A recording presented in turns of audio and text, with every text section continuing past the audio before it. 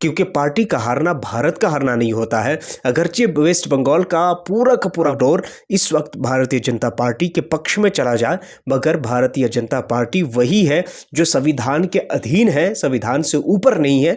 कोई उन्हें ये सारी चीज़ें बता दे कि ये सरकारी संपत्ति है, इसे नुकसान नहीं पहुंचाना है, क्योंकि ये अभी भी भारत की ही ज़मीन और भारत की ही भूमि है।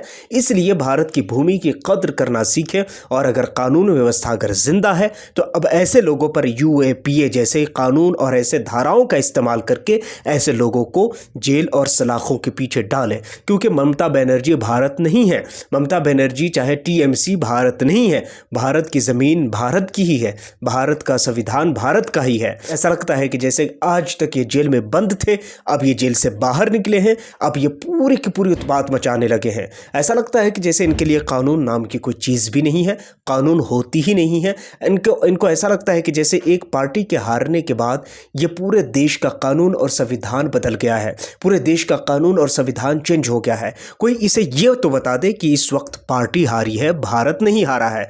इस वक्त एक ममता बनर्जी की टीएमसी हारी है, भारत का संविधान, भारत का कॉन्स्टिट्यूशन नहीं हारा है।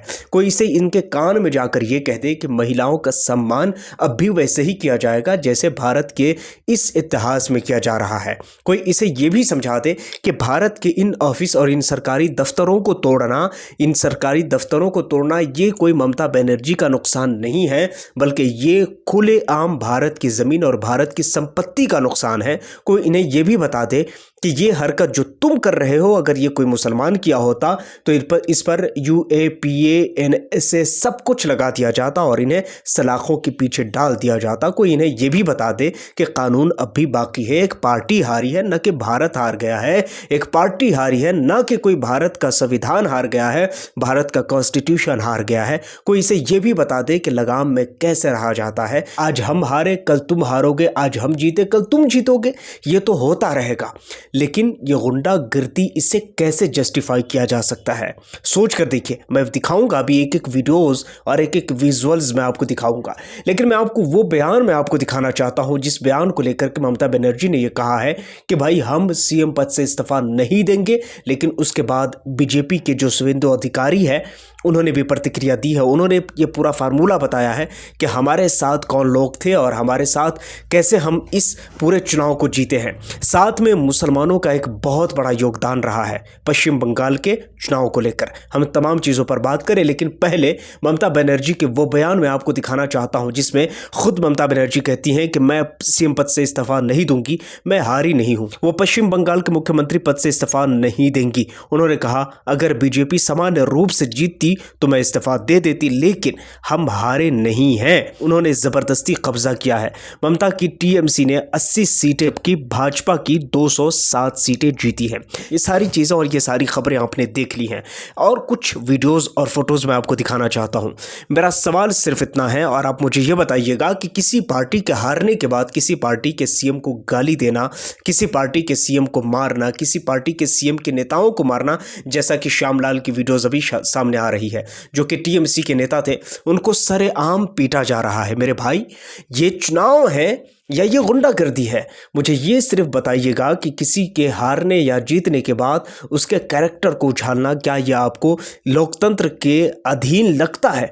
क्या आपको लगता है कि किसी लोकतंत्र में ऐसा भी होता है कि किसी एक पार्टी के हारने के बाद दूसरे पार्टी के समर्थन उसे मारे? मुझे बताइएगा कि पूरी दुनिया में कोई ऐसा मिसाल आपको मिलता है? मुझे तो पूरी दुनिया में कोई ऐसा मिसाल नहीं मिलता है देखने को। लेकिन फिलहाल ये ज़रूर कहा जा सकता है कि टीएमसी के हारने के बाद जो टीएमसी का दुर्दशा हुआ है, इसे इनकार नहीं किया जा सकता है। दूसरी तरफ इलेक्शन कमीशन ऑफ इंडिया है, उसे चाहिए कि वो प्रेस कॉन्फ्रेंस करे, पूरे के पूरे विपक्षी दलों को अपने एतमाद मिले, भरोसे मिले। मगर विपक्षी दलों को एतमाद मिले ना तो बहुत दूर की बात रहे, बल्कि इलेक्शन कमीशन ऑफ इंडिया खुद जश्न मना रही है। अब सवाल खड़े हो रहे हैं। सवाल खड़े कैसे हो रहे हैं? एक तो सबसे पहला सवाल ये है कि पूरी की पूरी विपक्षी दल अभी इलेक्शन कमीशन ऑफ इंडिया को कह रही है कि भाई election commission of India freely election नहीं करवा रही है। पूरी इलेक्शन कमीशन ऑफ इंडिया इस वक्त दबाव में है। पूरी इलेक्शन कमीशन ऑफ इंडिया इल्ज़ाम के घेरे में है। इल्ज़ाम के घेरे से कैसे बाहर निकलेंगे, चाहिए कि इस चीज़ का जवाब निकाले। मगर इस चीज़ का जवाब निकालने से पहले आपको मैं ये बता दूं कि पूरी की पूरी बीजेपी वहाँ पर जश्न मना रही है। वहाँ पर एक भी प्रेस कॉन्फ्रेंस बीजेपी ने नहीं करा है, जबकि होना ये चाहिए कि कोई ना कोई प्रेस कॉन्फ्रेंस किया जाता, इसके साथ बात की जाती। क्योंकि जहां आप चुनाव से ठीक पहले लाखों लोगों के नाम काटते हैं, तो कानून में ऐसा नहीं है। कानून तो ये कहता है कि जहां पर आप लाखों लोगों का नाम काट रहे हैं तो एक एक करके आप उनको इन्फॉर्म करिए कि आप क्यों उनका नाम काट रहे हैं, कि नाम को काटने के पीछे उनकी वजह क्या हो सकती है। लेकिन ऐसी किसी भी प्रतिक्रियाओं का सामना नहीं करना पड़ा है भारत के उन लोगों को जिनके नाम काट दिए गए हैं। दूसरी तरफ अब सीएम ममता बनर्जी कह रही हैं कि हम इस्तीफा नहीं देंगे। अब देखिए आगे क्या कुछ होता है, आगे जो कुछ मामला होगा हम तो आपके सामने रखेंगे। मगर इस वक्त राहुल गांधी की एक वीडियो बहुत तेजी के साथ सोशल मीडिया पर वायरल है। राहुल गांधी कहते हैं कि आपकी जो सीएम है वो जिस राह पर चल रही है वो राह कहीं ना कहीं बीजेपी के लिए आसान करती जा रही है, जबकि सच्चाई ये है कि बीजेपी को कभी भी वेस्ट बंगाल के अंदर में नहीं आने देना चाहिए। दूसरी तरफ आप अगर देखेंगे तो लगातार घटनाएं सामने आ रही हैं। कई ऐसी दफ्तर हैं, कई ऐसी सरकारी ऑफिस है जिनको एक कार्यकर्ताओं के द्वारा तोड़ा गया है, बीजेपी के कार्यकर्ताओं के द्वारा, उनके समर्थक के द्वारा। वो कहीं ना कहीं जो उग्र प्रदर्शन होता है वो किया जा रहा है। ऐसा लगता है कि जैसे आज तक ये जेल में बंद थे, अब ये जेल से बाहर निकले हैं, अब ये पूरी की पूरी उत्पात मचाने लगे हैं। ऐसा लगता है कि जैसे इनके लिए कानून नाम की कोई चीज़ भी नहीं है, कानून होती ही नहीं है। इनको ऐसा लगता है कि जैसे एक पार्टी के हारने के बाद ये पूरे देश का कानून और संविधान बदल गया है, पूरे देश का कानून और संविधान चेंज हो गया है। कोई इसे ये तो बता दे कि इस वक्त पार्टी हारी है, भारत नहीं हारा है। इस वक्त एक ममता बनर्जी की टीएमसी हारी है, भारत का संविधान, भारत का कॉन्स्टिट्यूशन नहीं हारा है।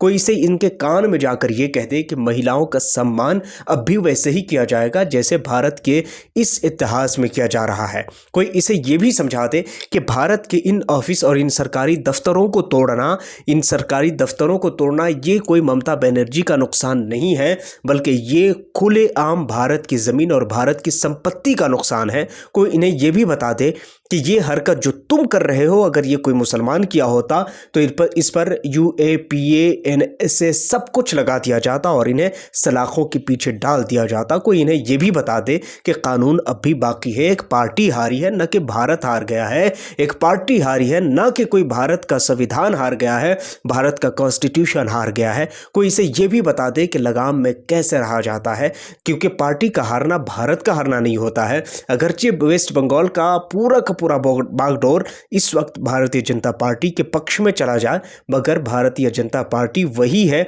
जो संविधान के अधीन है, संविधान से ऊपर नहीं है। कोई उन्हें ये सारी चीज़ें बता दे कि ये सरकारी संपत्ति है, इसे नुकसान नहीं पहुंचाना है, क्योंकि ये अभी भी भारत की ही ज़मीन और भारत की ही भूमि है।